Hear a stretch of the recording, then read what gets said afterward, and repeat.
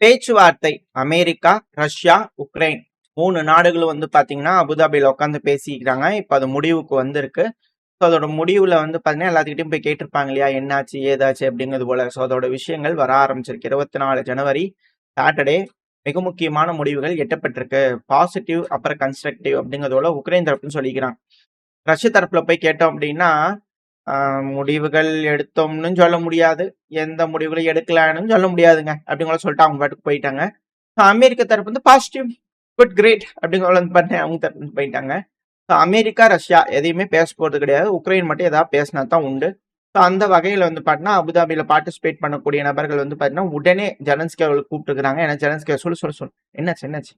சொல்லுங்க அப்படிங்கிறத கேட்டிருப்பாரு போல இருக்குது. கேட்டுட்டு அவரு தரப்புல கண்டிப்பா வீடியோ மக்களே பாருங்களேன், இப்படியா அப்படியா அப்படிங்கிற சொல்லுவார் இல்லையா? அது போல சொல்லிக்கிறாரு. அந்த விஷயங்கள் தான் நம்மளால என்ன நடக்குது அப்படிங்கிறத அசஸ் பண்ண முடியும். உக்ரைனோட பாயிண்ட் ஆஃப் வியூல என்ன நடந்திருக்கு? அமெரிக்கா, ரஷ்யா அவங்க தரப்புல எதுவும் கிளியரா வரல.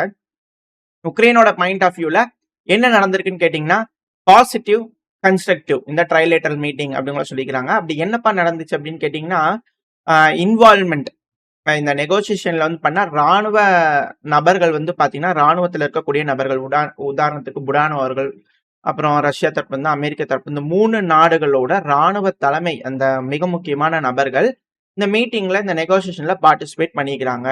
ஸோ மெயினா ஃபோக்கஸ் பண்ணக்கூடிய விஷயம் என்ன அப்படின்னா, எப்படி இந்த போரை முடிவுக்கு கொண்டு வரலாம், அதோட பெராமீட்டர்ஸ் என்ன, பாசிபிலிட்டி என்ன அப்படிங்கிறதோட பேசினதா உக்ரைன் தரப்புன்னு சொல்லிக்கிட்டு இருக்கிறாங்க. ஸோ போரை முடிவுக்கு கொண்டு வர்றதுக்கான விஷயங்கள் பேசிக்கிறாங்க அப்படிங்கிற புரிஞ்சுக்கலாம். இதுல அமெரிக்க தரப்புல இருந்து பண்ணா நிறைய ரைஸ் பண்ணிக்கிறாங்களாமா. எப்படி இது பண்ணா நடக்குமா? இந்த போர் நடக்கிறதுக்கு என்னென்ன பெராமீட்டர்ஸ், இதெல்லாம் செக்யூரிட்டியா இருக்குமா? இதெல்லாம் செக்யூரிட்டி சர்க்கம்ஸ்டன்ஸ்குள்ள வருமா? எதெல்லாம் செய்யணும் நெசசரி அப்படிங்கிற பல விஷயங்கள் கேள்விகள் கேட்டு தெரிஞ்சிருக்கிறாங்க. அமெரிக்க தரப்புல இருந்து, அமெரிக்க ராணுவ தரப்புல இருந்து அப்படிங்கிறது போல இவங்க தரப்புல செய்திகள் வருது. ஸோ நல்லா காரசாரமா 2 நாள் பேசிக்கிறாங்க இல்லையா? பல விஷயங்கள் பேசிக்கிறாங்க. எப்படி முடிச்சுக்கலாம்? எல்லாத்தையும் முடிச்சுக்கலாம். நீங்களும் நிறுத்துங்க, நானும் நிறுத்துக்கிறேன் அப்படிங்கிறதோட இந்த படத்துல எல்லாம் வரும்ல, அது போல உட்காந்து பேசிக்கிறாங்க போல தெரியுது. ஸோ எல்லா பார்ட்டிஸ் அதாவது உக்ரைனா இருக்கட்டும், அமெரிக்காவா இருக்கட்டும், ரஷ்யாவா இருக்கட்டும், எல்லாரும் என்ன ஒத்துக்கிட்டாங்கன்னா, இப்போ உட்காந்து பேசினத அப்படியே பேப்பர்ல இருக்கிறதெல்லாம் கரெக்டா எல்லாம் ஒரு மொழியில எழுதியிருப்பாங்க. அமெரிக்கா இங்கிலீஷ்ல எழுதுவாங்க, உக்ரைன்ல எழுதுவாங்க, ரஷ்யால எழுதுவாங்க. எல்லாம் வெரிஃபை பண்ணிட்டு எல்லாம் கரெக்ட் தானே? எல்லாரும் ஒரு காப்பி வச்சுக்கிறீங்கல்ல, இதை சொல்லிடலாம்ல அப்படிங்கிற எல்லாம் கேட்டுக்கிட்டு எல்லாரும் பண்ணா நம்ம கேபிட்டல்ஸ்ல போயிட்டு என்ன நடந்துச்சு, இந்த நெகோசியேஷன் எப்படி போச்சு அப்படிங்கிறத எல்லாத்தையும் நம்ம நாடுகளுக்கு போய் பேசி எல்லாம் புரிஞ்சு எல்லாம் கோஆர்டினேட் பண்ணதுக்கு அப்புறமா அடுத்தடுத்த ஸ்டெப்ஸை எடுக்கலாம் அப்படிங்கிற பண்ணா தலைமையில பேசிட்டு முடிவு எடுக்கலாம் அப்படிங்கிற முடிவுகள் எடுத்திருக்கிறாங்க. ஸோ பேச்சுவார்த்தை ஓரளவுக்கு ஸ்மூத்தா போயிருக்குன்றத உக்ரைனோட பாயிண்ட் ஆஃப் வியூல இருந்து பார்க்கும்போது தெரியுது. இதுல மிலிட்டரி பாத்தீங்கன்னா சில இஷ்யூஸை பாத்தீங்கன்னா எடுத்துக்கிறாங்க. இப்ப இதெல்லாம் பேசி இருக்கிறோம்லங்க, இது கொஞ்சம் சிக்கலா தெரியுற மாதிரி தெரியுது. இந்த பாயிண்ட் 1ங்கிறது பண்ண சிக்கலா தெரியுது. பாயிண்ட் 3ங்கிறது சிக்கலா தெரியுது. இதெல்லாம் கிளாரிட்டியா பார்த்தீங்கன்னா பேசிடணும். புரியுதுங்களா? நாளை பின்ன சண்டை வந்துடக்கூடாது அப்படிங்கிறது போல மிலிட்டரி பர்சனல்ஸ்லாம் இருப்பாங்க இல்லையா? 3 தரப்புலையும். ஸோ அவங்க உட்காந்து பேசிக்கிறாங்க. அதெல்லாம் லிஸ்ட் எடுத்திருக்கிறாங்க. இதை எப்படி பேசலாம், எப்படி சொல்லி புரிய வைக்கலாம் அப்படிங்கிறதுக்கான பாயிண்ட்ஸ் எடுத்திருக்காங்க. இதை கேபிட்டல்ஸ்க்கு போகும்போது இதையும் தனியா நோட் பண்ணி வச்சு அடுத்த மீட்டிங்ல பார்த்தீங்கன்னா அந்த பாயிண்ட்ஸ் எல்லாம் பேசுவாங்க. இது ஒரு மேற்கோளா இருக்கும் அடுத்த மீட்டிங்க்கு அப்படிங்கிறதோட சொல்லிக்கிறாங்க. ஸோ ஒரு ஸ்டெப்பா பார்த்தீங்கன்னா எடுத்து வைக்க ஆரம்பிச்சிருக்கிறாங்க பிரச்சனையை முடிக்கிறதுக்கு அப்படிங்கிறது தெளிவா தெரியுது. இதுல உக்ரைன் நாங்க தயாரா இருக்கோம், அடுத்த கட்டத்தை நோக்கி நகர்றதுக்கு நாங்க ரெடியா இருக்கோம். அடுத்த மீட்டிங் பாத்தீங்கன்னா இந்த நெக்ஸ்ட் வீக் நடக்கலாம், சீக்கிரமா நடக்கலாம் அப்படிங்கிறதோட பாத்தீங்கன்னா உக்ரைன் தரப்பு எதிர்பார்க்கிறதா சொல்லிக்கிறாங்க. ஸோ இது இந்த பேச்சுவார்த்தைகளோட முடிவு. நம்மளுக்கு இனிஷியலா அசஸ்ல பண்ண என்ன ஏதுங்க தெரியல. பட் ஆனா இந்த டீ கடை பெஞ்சில் பேசிட்டு இருப்பாங்க இல்லையா? ஸோ அதுல என்ன அப்படின்னா ஒரு ஸ்டெப் பை ஸ்டெப்பா பாத்தீங்கன்னா செஞ்சுக்கலாம் அப்படிங்கிறதோட பண்ணா பல ஸ்டெப்ஸ் இருக்கும். ஸோ அந்த ஸ்டெப்ஸ்ல பாத்தீங்கன்னா முதல் ஸ்டெப் இப்போ உக்ரைனுக்கு பண்ண இன்ஸ்ட்ரக்ஷன் கொடுத்துருப்பாங்க, ரஷ்யாவுக்கு கொடுத்துருப்பாங்க. இதையே நீங்க செய்யுங்க, இதையே நீங்க செய்யுங்க, செஞ்சதுக்கு அப்புறம் அடுத்த வேலையை பார்க்கலாம் அப்படிங்கிறது போல ஒரு வாரம் டைம். இந்த ஒரு வாரம் டைம்ல இந்த ஏதாவது ஒரு நடக்குதா அப்படிங்கிறத நம்ம அப்சர்வ் பண்ணோம்னா நம்ம கண்டுபிடிச்சிடலாம் என்ன நடந்திருக்கு அப்படிங்கிறது போல. ஸோ அந்த ஸ்டெப்பை பாத்தீங்கன்னா பண்ணிட்டாங்கன்னா அடுத்த பேச்சுவார்த்தை நடக்கும். இன்கேஸ் இதுல ஏதாவது எஸ்குப்ஸ்க்கு இருக்கு கரெக்டா நடக்கல அப்படின்னா பேச்சுவார்த்தை தோல்வியில போயிடும் அப்படிங்கல. டீ கடை பெஞ்சில் உட்காந்துட்டு இருக்கும்போது நிறைய பேர் பேசிட்டு இருக்காங்க. டீ கடை பெஞ்சுனா புதுசா ஒரு நபர்களுக்கு டிஎக்ஸ், டெலகிராமு இது போல பல மீடியாக்கள் இருக்கும் இல்லையா? சோசியல் மீடியாக்கள் அதுல வரக்கூடிய விஷயங்கள் தான். இப்ப என்னன்னா, இந்த பேச்சுவார்த்தை நடந்துட்டு இருக்கக்கூடிய அந்த சமயத்துல, பேசிட்டு இருக்கக்கூடிய சமயத்திலேயே ரஷ்யா, உக்ரைனுக்குள்ள ஹெவியான தாக்குதல். இது நம்ம போன பதிவிலேயே பார்த்திருப்போம்.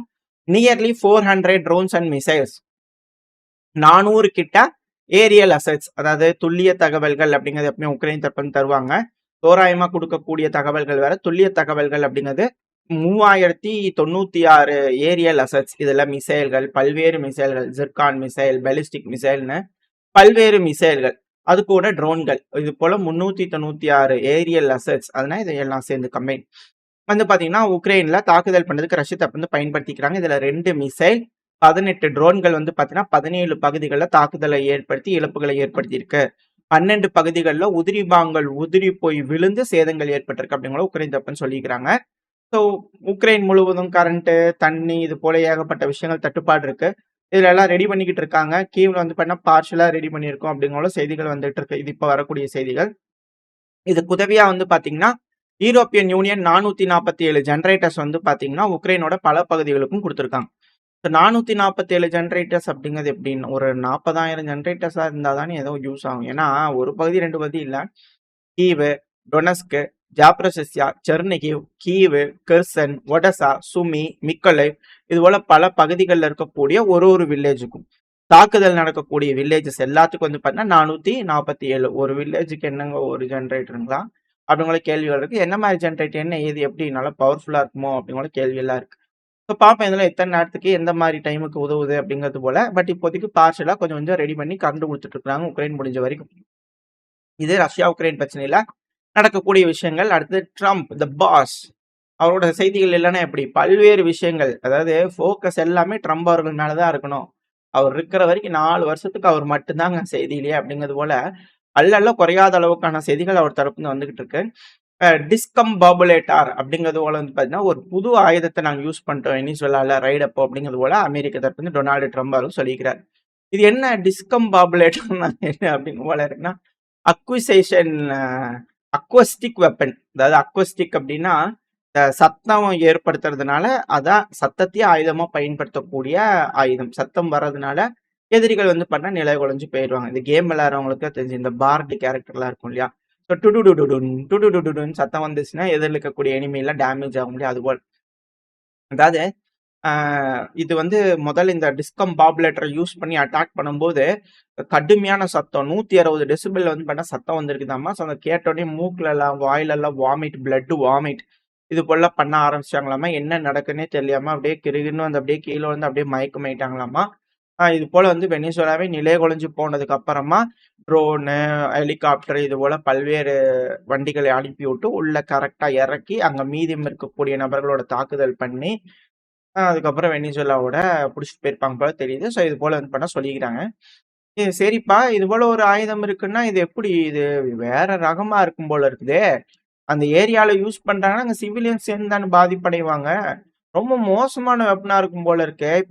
இப்ப ஈரான்ல நிக்கிறாங்க அப்படின்னா டுடுடுடுன்னு சத்தத்தை ஏற்படுத்தி விட்டாங்கன்னா அங்க இருக்கிறவங்களும் அப்படியே நிலகுலைஞ்சு தடுமாறி விழுந்துட்டாங்கன்னா வந்து புடிச்சிட்டு போயிடுவாங்களா? டிஸ்கம்பாபுலேட்டர் ஈரான்ல யூஸ் பண்ணுவாங்களா அப்படிங்கிற கேள்விகள்லாம் இருக்கும். இதை பெருசா பேசலாம். பட் ஆனா நார்மலா டேங்க் கிட்ட இருக்கக்கூடிய ஆப்ரேட்டர், ஆர்ட்டிலரி ஆப்ரேட்டர்லாம், ராணுவ வீரர்கள்லாம் வந்து பாத்தீங்கன்னா காதுல ஹெட்செட் மாதிரி போட்டிருப்பாங்க. இந்த noise cancellation, active noise cancellation சொல்லிட்டு ஏஎன்சின்னு நினைக்கிறேன். ஸோ அது போல வந்து பண்ண ஒரு கான்செப்ட். ஸோ அதில் யூஸ் பண்ணுவாங்க. இந்த சத்தம் வந்து அதிகமா நம்மளுக்கு கேட்க மூளை வந்து பாத்தீங்கன்னா பாதிப்படைய ஆரம்பிக்கும். இதனால நம்ம இறக்கறதுக்கு கூட அதிக சத்தத்தை கேட்கும்போது இறக்கறதுக்கு கூட வாய்ப்புகள் இருக்கு. தொடர்ந்து கேட்டுட்டு இருக்கும்போது இது போல ஒரு ஆயுதங்கள் இருக்கலாம், இல்லாமலும் போகலாம். அமெரிக்கா சொல்ற மாதிரி ரொம்ப ரகசியமா வச்சிருக்கலாம். பட் ஆனா ஈஸியா காதுல ஹெட்செட் மாட்டிட்டு ராணுவ ரீதியா சொல்ல வர இப்ப நார்மலா அதுக்கெல்லாம் வந்துருச்சு. ஸோ இது யூஸ் பண்ணி ராணுவ வீரர்கள் அப்படிங்கிறது வந்து பாத்தீங்கன்னா சிக்கல். நார்மலா சிவிலியன் பாதிப்படைவாங்க. பட் ஆனா இதுவே எல்லா பக்கம் யூஸ் பண்ணிட்டு பெருசா பண்ணிட முடியுமானா முடியாது. ஒரிஸ்டிக் மிசைல் மாதிரி வந்து பாத்தீங்கன்னா நெருப்பு குழம்பு இருக்கு இல்லையா, அந்த இடத்துல வந்து ஐஸ் பவர் விட்ற மாதிரி ஏதோ ஒன்று விட்டு அது மேல நின்னுக்கிற மாதிரி வேணா ஏதோ பண்ணாங்கன்னா யோசிக்கலாம். இதெல்லாம் வந்து பாத்தீங்கன்னா பெருசா வந்து எதுவும் பண்ற மாதிரி இல்லைன்னா அந்த ஒரிஸ்டிக்கோட இம்பாக்ட் அளவுக்கு இந்த டிஸ்கம்பாபுலேட்டர் இருக்குமானா இருக்கிற மாதிரி இல்லை. ஏதோ இது போல தூங்கிட்டு இருக்கிறவங்க கிட்ட வந்து பாத்தீங்கன்னா ஏதோ அடிச்சு காமிச்சு பெருசு அப்படிங்கிறதும் சொல்லிக்கலாம்.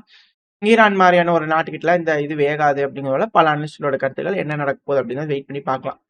ஸோ இது வந்து பார்த்தீங்கன்னா, அது ஒரு மிக பெரும் செய்தியா போயிட்டு இருக்கு ட்ரம்ப் அவர்களோடது. அடுத்து வந்து பார்த்தீங்கன்னா, யுகே வந்து பார்த்தீங்கன்னா, இப்போ ரிமெம்பர் பண்ற மாரி வேற ஒரு விஷயம் சொல்லியிருக்கிறார். அதுக்கான காரணம் இருக்கு. The great very brave soldiers. United Kingdom இருக்காங்களே, ரொம்ப கிரேட்டுங்க. ரொம்ப பிரேவான சோல்ஜர்ஸுங்க. எப்பவுமே America, united states of America பக்கத்துல நின்றுருக்காங்க. அது இந்த ஆப்கானிஸ்தான்ல ஆப்கானிஸ்தான்ல புரியுதுங்களா? ஆப்கானிஸ்தான்ல 457 நபர்கள் இறந்திருக்கிறாங்க. பல நபர்கள் ரொம்ப அதிகமா காயமடைஞ்சிருக்காங்க. எல்லாமே கிரேட்டஸ்ட் வாரியருங்க. எல்லாமே பாண்ட் அந்த அளவுக்கு ஸ்ட்ராங்கா இருக்கு அப்படிங்கிறது போல, யுகேவோட மிலிட்டரிய வந்து பார்த்தீங்கன்னா, ஹார்ட் அண்ட் சோலோட வந்து பார்த்தீங்கன்னா, இணைஞ்சிருக்கக்கூடிய அமெரிக்கா அப்படிங்கிற புகழ்ந்து தள்ளியிருக்கிறார். வி ஆல்வேஸ் லவ் யூ அப்படிங்கிறது போல புகழ்ந்திருக்கிறார் யுகேவை. எதுக்காக ஐஸ் வைக்கிறாரு? யுகே குச்சி குளிர்ந்திருக்குமோ அப்படிங்கிற கேள்விகள் இருக்கு. எல்லாம் தாவோஸோட ரியாக்ஷன் அப்படின்ற கேள்வி இருக்கு. ஸோ இது இந்த இடத்துல. ஏன் யூகே அப்படிங்கிறது உங்களுக்கு புரியுதுங்களா? யூகே, ஆப்கானிஸ்தான். யூகேவை பாராட்டுற மாதிரி ஆப்கானிஸ்தானுக்கு வார்னிங்கா. ஏன்னா மிடில் ஈஸ்ட்ல கப்பல்கள் ரெடியா நிக்குது. சரி ஓகே, அது யார் அடிக்க போறாங்க அப்படிங்கறத வெயிட் பண்ணி பார்க்கலாம். இப்போ ட்ரம்ப் அவர்கள் வந்து பாத்தீங்கன்னா, கனடாவை வந்து பாத்தீங்கன்னா மிரட்டல்கள் ஆரம்பிச்சுக்கிறார். போஸ்ட் போட்டுக்கிறார். கவர்னர் கிரானி அவர்களே, கனடா நீங்க ஏதாவது சைனாவோட டாப் போர்ட் ஆஃப் அவங்களோட பொருட்களை வாங்கி அமெரிக்கா ஏற்றுமதி பண்ணலான்னு ஏதாவது திட்டங்கிட்ட வச்சிருந்தீங்கன்னா பெரிய தப்பு பண்றீங்க. சைனா உங்களை உயிரோடு முழுங்கிரும். என்னது இது? ஜெலன்ஸ்கி அவர்களோட டைலாகா இருக்கே. சைனா முழுசா உங்களை சாப்பிட்டு முழுங்கிரும். யாப்பமுற்று முழுங்கிட்டு. அதனால வந்து பாத்தீங்கன்னா, அது போல வேலைகள்ல செய்யாதீங்க. உங்களோட பிசினஸ் சொசைட்டியே வந்து பாத்தீங்கன்னா அழிஞ்சு போயிரும். அதனால இது போல தப்ப செய்யறாதீங்க. கனடா, சைனா கூட ஏதாவது டீல் போடுற மாதிரி இருந்ததுன்னா 100% டேரிஃப் வரும்பா பாத்துக்குங்க அப்படிங்கிறத வந்து பண்ணா மிரட்டல்கள் வந்து பாத்தீங்கன்னா அமெரிக்காவோட அதிபரான டொனால்டு ட்ரம்ப் அவர்கள் கனடாக்கு. அதுவும் இது போல பல்வேறு விஷயங்கள் நடக்குது. இதுல என்னன்னா இவங்க வந்து ஈரான்ல நடக்கக்கூடிய ப்ரொட்டஸ்ட்டை வந்து பாத்தீங்கன்னா தடுக்கணும். அந்த ப்ரொட்டஸ்ட் பண்ணிட்டு இருக்கக்கூடிய மக்கள் வீடியோ ஓடி இருக்கு பாத்தீங்கன்னா தெரியும். மக்கள் வந்து பாத்தீங்கன்னா அங்க ப்ரொட்டஸ்ட் பண்ணிட்டு இருக்கும்போது ஆளுகின்ற அரசாங்கத்துக்கு எதிராக ப்ரொட்டஸ்ட் பண்ணிட்டு இருக்கும்போது ஈரானோட ரெஜிமுக்கு எகெயின்ஸ்டா ப்ரொட்டஸ்ட் பண்ணிட்டு இருக்கும்போது அங்க இருக்கக்கூடிய நபர்கள் போலீஸ் ஃபோர்ஸ் வந்து பாத்தீங்கன்னா சுட்டு கொல்றாங்க மக்களை. எந்த அளவுக்கு நடக்குது பாருங்களேன். அதுவும் வந்து பாத்தீங்கன்னா பிடிக்கக்கூடிய நபர்களை அடிச்சே கொல்றாங்க. இது போல ஈரான்ல வந்து பண்ணா மோசமான விஷயங்கள் வந்து பண்ணா தொடர்ந்து நடந்துகிட்டு இருக்கு. அதாவது தான் அரசு இருக்கணும் அப்படிங்கிறதுக்காக கமேனி அவர்கள் அங்க இருக்கக்கூடிய மக்களை வந்து பாத்தீங்கன்னா கொல்றாங்க. இதுல வேர்ட்ஸ் எல்லாம் வந்து பண்ண நீங்க நோட் பண்ணி வச்சுக்கணும். கமேனி அவர்கள் வந்து பாத்தீங்கன்னா தான் ஆட்சியை தக்க வச்சுக்கிறதுக்காக மக்களை வந்து பாத்தீங்கன்னா இது போல கொல்றாங்க. ஐயோ, இந்த செய்தி இப்ப வர்றது மெனிப்புலிஸ்ங்க அமெரிக்கால. நான் வந்து இது ஈரான் நினைச்சு பேசிட்டு இருக்கேன். ஐயோ தப்பா போச்சே. அங்க அந்த மாதிரிலாம் இல்ல. இது வந்து பண்ணா அமெரிக்கால நடக்குது. அதாவது ஜாலியா இருக்காங்க. ரொம்ப சந்தோஷத்தோட பரவச நிலையில வந்து பாத்தீங்கன்னா மக்கள் இருக்காங்க. ட்ரம்ப் அவர்களை பார்த்தே ஆகணும் அப்படிங்கிறதுனால அங்க அங்க நடந்துட்டு இருக்க விஷயம். ஐயோ இதெல்லாம் தப்பா எடுத்துக்காதீங்க. ஈரான் கதை வேற, அமெரிக்கா கதை வேற. இங்க போலீஸ் வந்து பாத்தீங்கன்னா கிரவுட் கண்ட்ரோல்லயே இல்லை அப்படிங்கிற சொல்லிக்கிறாங்க. ஸோ ஃபெடரல் ஏஜென்ட்ஸ் வந்து பாத்தீங்கன்னா கம்ப்ளைண்ட் பண்ணிக்கிட்டு இருக்கிறாங்க. மினிசோடால வந்து பாத்தீங்கன்னா கிரவுட் கண்ட்ரோல்லயே வந்து பண்ணி ஈடுபட மாட்டாங்க. ஏன்னா அவங்களுக்கே பிடிக்கல. இதுக்கப்புறம் போலீஸே ஆயுதமேந்தி வந்து இந்த ஐஸ் ஏஜென்ட்ஸ்க்கு எகெயின்ஸ்டா துப்பாக்கி சூடு நடத்தலாம் ஆச்சரியப்படுறதுக்கல. அந்த அளவுக்கு வந்து பண்ண அவங்க காண்டாயிட்டாங்க. அங்க இருக்கக்கூடிய மினிசோடாவோட கவர்னர் டிம் வால்ஸ் அவர்கள் வந்து பாத்தீங்கன்னா மேல பேசிக்கிறான். இங்க பாரு, இவங்களுக்கெல்லாம் வந்து பண்ண ப்ராப்பரா ட்ரைனிங்கும் இல்ல, ஒண்ணும் இல்ல. சும்மா எல்லாத்தையும் சுட்டு சுட்டு கொண்டுட்டு இருக்கிறாங்க. ஆயிரக்கணக்கான வைலண்ட் ப்ரொட்டஸ்டா வந்து பண்ணா மாறிட்டு இருக்க அன்ட்ரெயின்ட் ஆபீசர்ஸ் வந்து பண்ணா இமீடியட்டா வந்து பாத்தீங்கன்னா மினிசோடால இருந்து வெளியெடுங்க. வைலண்டான அன்ட்ரெயின்ட் ஆபீசர் அப்படிங்கிறது போல இப்பேற்பட்ட பிரச்சனைகள் இருக்கக்கூடிய ஒரு நாடு இன்னொரு நாட்டுல வந்து பண்ணி இது போல ப்ரொட்டஸ்ட் நடக்குது. அங்க மக்களை கொல்றாங்க அப்படிங்கிறது போல வராங்க. இப்ப இங்க கொல்றது யாருங்க? இங்க சாகிறதெல்லாம் யாருங்க அப்படிங்கிற கேள்விகள் இருக்கு. இது எப்படி என்ன ஏதுங்க தெரியல. பட் ஆனா பார்த்து அசஸ் பண்ணிக்கலாம். பட் ஆனா ஈரான்ல வந்து பண்ண ப்ரொட்டஸ்ட் ஓரளவுக்கு கண்ட்ரோலுக்கு வந்திருக்கு அப்படிங்கிற சொல்றாங்க. பட் இருந்தாலும் எப்படி என்ன ஏதுங்க தெரியல. ஏன்னா நம்ம ஈரான்ல இல்ல, நம்மளுக்கு என்ன ஏதுங்கிறதெல்லாம் தெரியாது. சும்மா சொல்றக்கூடிய மீடியாக்கள் வச்சு நாளைக்கு பொய் செய்திகள். இந்த எப்படி பிபிசி வந்து ப்ரொட்டஸ்டை ஏற்படுத்தி விட்டாங்க. ட்ரம்ப் அவர்கள் வந்து பாத்தீங்கன்னா வாங்க கேபிட்டல் டிசிக்கு வாங்க, போராட்டம் பண்ணலாம், நான் உங்களோட இருப்பேன், வாங்க கலவரம் துண்டு பண்ணலாம், ஆட்சி கவிழ்க்கலாம் அப்படிங்கிற கூப்பிட்டதா அவர் பேசினதா சொல்லி பிபிசி கிளப்பி விட்டு அதை நம்பி அமெரிக்கால ஒரு கலவரமே நடந்து அதுக்கு போலீஸ் கேஸ் வேற போட்டு பல நபர்கள் பாதிப்படைஞ்சிருக்கிறாங்க. இப்ப ஏற்பட்ட ஒரு மீடியா தான் இந்த அளவுக்கு இருக்குது மீடியாக்கள். அதுபோல வந்து பண்ணா போலியான செய்திகள் இங்கேயும் வருதா? இல்ல உண்மைதான் சொல்றாங்களா? என்ன ஏதுங்க தெரியல. அத வச்சு நம்மளால அசஸ் பண்ண முடியாது. ஏன்னா, மக்களோட மக்களா வந்து பார்த்தீங்கன்னா, அந்த அளவுக்கு மக்கள கொன்னுட்டு, அதே வீதியில ப்ரோ புரொடெஸ்ட்ன்னு சொல்லிட்டு நடத்த முடியுமா? அப்படிங்கிற கேள்வி இருக்குது. தைரியமா எப்படி வெளிய வருவாங்க? எந்த ஒரு புரொடெக்ஷன் எதுவுமே இல்லாம ராணுவம்லாம் எல்லாம் இருக்காங்க. செக்யூரிட்டி கார்ட்ஸ் இருக்காங்க. மக்களோட மக்களா நின்னு எப்படி வர முடியும்? மேடைய ஓட்டு நின்னு ரோட்ல நின்னு பேச முடியுமா? அப்படிங்கிற போல கேள்விகள் வருது. எது எப்படியோ, ஆனா எதுவுமே சொல்லிக்கிற மாரி தெரியல. எதுவும் நம்புற மாரியும் தெரியல. இது போல பல விஷயங்கள் நடந்துட்டு இருக்கு. அமெரிக்கால இது போல விஷயங்கள் நடக்குது. ஸோ வெயிட் பண்ணி பார்ப்போம். இந்த பிரச்சனைகள்லாம் எப்படி தீரப்போகுதுன்னு சொல்லிட்டு, ஓரளவுக்கான தகவல்கள் இந்த பையில பார்த்திருப்போம்னு நெனைக்கிறேன். இந்த பதிவு பத்தி நீங்க என்ன நெனைக்கிறீங்க? உங்களுக்கு பிடிச்சிருக்கா? பிடிச்சுனா லைக் பண்ணிட்டு உங்க ஃப்ரெண்ட்ஸ் அண்ட் ஃபேமிலியோட ஷேர் பண்ணிக்கோங்க. அது கூடவே உங்களோட கருத்துக்கள கமெண்ட் செக்ஷன்ல சொல்லுங்க. நம்ம சேனல் இன்னும் சப்ஸ்கிரைப் பண்ணலாம். மறக்காம சப்ஸ்கிரைப் பண்ணிக்கோங்க. அப்பதான் நம்ம போடக்கூடிய வீடியோக்கள மதிச்சு YouTube 4 பேத்துக்கு ப்ரமோட் பண்ணும். உங்களோட அன்பாதனம் எப்ப எனக்கு இருக்கும்னு நம்பிக்கையில இந்த பதிவ நான் முடிச்சுக்கலாம். இந்த பதிவு நல்லா இருக்கும்னு நம்பிக்கையில அடுத்த பதிவுல உங்கள சந்திக்கிறேன். அது வரைக்கும் ஸ்டே சேஃப். பை.